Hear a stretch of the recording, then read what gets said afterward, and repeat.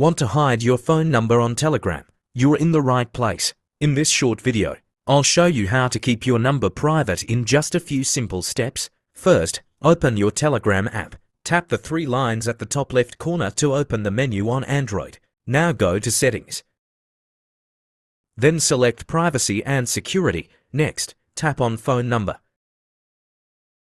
Here, you'll see three options: Everybody, My Contacts, Nobody. To completely hide your phone number, choose Nobody. Below that, there's another option: Who can find me by my number?